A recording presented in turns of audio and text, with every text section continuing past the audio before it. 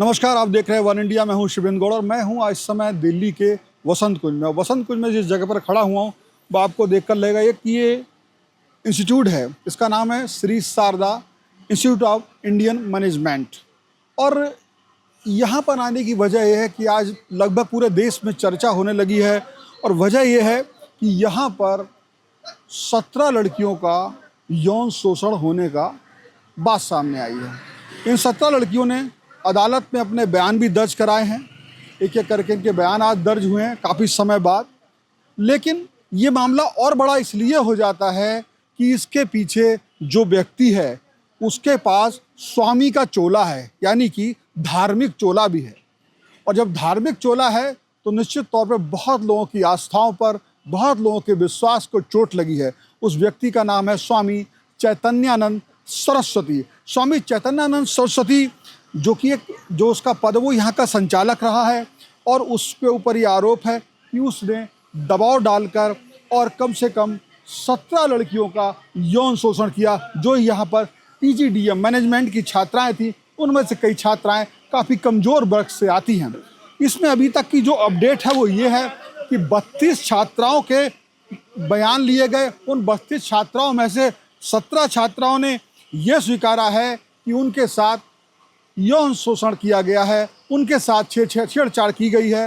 Police ने इस मामले में एक FIR दर्ज की थी। जो FIR से जो संस्था इसको चलाती है उन्हीं की तरफ से उन एक PA मुरली, जो कि श्री श्रृंगेरी मठ है उसके संपत्तियों के प्रशासक है, उनका नाम है PA मुरली। उन्होंने दर्ज कराई थी और इसी संस्थान के हुए वो, और उन्होंने कराई थी अगस्त के फर्स्ट वीक में। तब से इसका इन्वेस्टिगेशन चल रहा है और आज जाकर के इन लड़कियों के अदालत में बयान दर्ज हुए हैं। अभी तक पुलिस ने जो किया है वो मैं बता दूं क्या क्या किया। पुलिस ने यहाँ से सभी CCTV फुटेज ले लिए हैं और उनका विश्लेषण किया जा रहा है। उसके अलावा जो यानी कि संस्थान की जो हार्ड डिस्क है वो ले ली गई है। एक सबसे खास बात यहाँ रही है, एक वोल्वो कार बरामद हुई है। उस पर UN का नंबर, यानी कि जो डिप्लोमेट रहते हैं उनका नंबर होता है। और जाहिर सी बात है वो गाड़ी, ये आरोप है इसको स्वामी चैतन्यानंद सरस्वती चला रहा था, उसका उपयोग कर रहा था। वोल्वो गाड़ी है तो निश्चित तौर पे ये भी एक अलग तरीके से फ्रॉड का मामला। आखिर वो इससे क्या करता था? आखिर ये भी एक बड़ा सवाल हो गया है कि UN नंबर की गाड़ी, यानी कि डिप्लोमेट की गाड़ी लेकर के वो किस तरह का जो है रौब गांठता होगा, किस तरह का उसका यूज करता हो, ये भी एक अलग सवाल है। तो इसका मुकदमा भी अलग से दर्ज हुआ है। और अभी जो उसके बाद और अब क्या है स्थिति कि उसका अब सवाल ये है कि जब इतना बड़ा मामला हुआ है क्या वो पकड़ा गया? नहीं जी, वो नहीं पकड़ा गया। जो जानकारी यहाँ से मिली है वो ये मिली है कि जिस तरह ये FIR दो इस तरह सब इन्वेस्टिगेशन चल रहा था तो उस समय स्वामी चैतन्यानंद सरस्वती लंदन में था। जाहिर सी बात उसे पता लग गया है।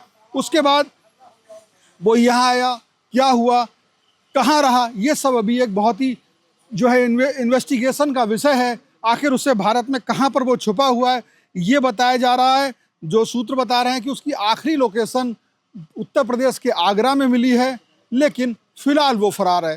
कई सवाल इसमें खड़े होते हैं। जो प्रमुख सवाल हैं वो ये हैं कि एक तो ये बात, जो UN नंबर की गाड़ी का वो क्या इस्तेमाल करता था, वो कहाँ जाता था, और लड़कियों को उसको जो उस तक पहुँचाया जाता था, जाहिर सी बात है यहाँ संस्थान का संचालक है, खुद करता था, उसका कौन कौन लोग सहयोग कर रहे थे, पूरा गिरोह क्या था, क्या और भी लड़कियों के साथ ऐसा हुआ होगा, केवल 17 सामने आ पाई हैं, क्या और महिला जो स्टाफ है उनके साथ भी क्या होगा, ये सब भी जांच है। ये पुलिस से इस बारे में जब बातचीत की गई है, उस पुलिस का जो बयान है उस बयान को आप मोटा मोटा ये समझ सकते हैं कि पुलिस का बयान ये है कि वो इन्वेस्टिगेशन कर रही है, अभी बहुत ज़्यादा खुलासा नहीं कर सकती।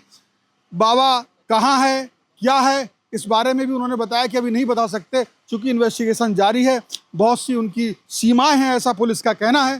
फिलहाल अभी ये मामला ये है कि अब एक धार्मिक चोला ओढ़े हुए व्यक्ति स्वामी चैतन्यानंद सरस्वती ने, और एक साथ साथ एक इंस्टीट्यूट का संचालक होने के बावजूद भी उसने वो हरकत की है कि तमाम वो लोग जो अपने बच्चों को, बेटियों को ऐसे संस्थानों में पढ़ाते हैं उनका विश्वास टूटा है, शिक्षा संस्थानों से टूटा है, और धार्मिक मुखिया जो धर्मगुरु हैं उनसे भी टूटा है। एक बार फिर चोट पड़ी है जिस तरह जब आसाराम वाली घटना हुई थी तो तमाम लोगों के धार्मिक जो गुरु हैं उनसे कहीं ना कहीं उनका विश्वास टूटा था, चोट लगी थी, धर्म को आस्था को चोट पहुंची थी। और आज एक बार फिर हुआ है दिल्ली के बसंत कुंज में। अब आगे देखना होगा कि ये बाबा कब पुलिस के हत्थे चढ़ेगा, पुलिस कब इसे गिरफ्तार कर पाएगी, आखिर इसका अंत क्या होगा। फिलहाल बसंत कुंज के इस इंस्टीट्यूट से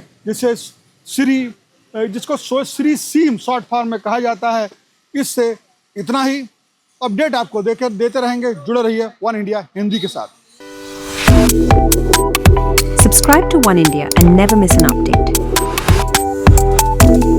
Download the One India app now.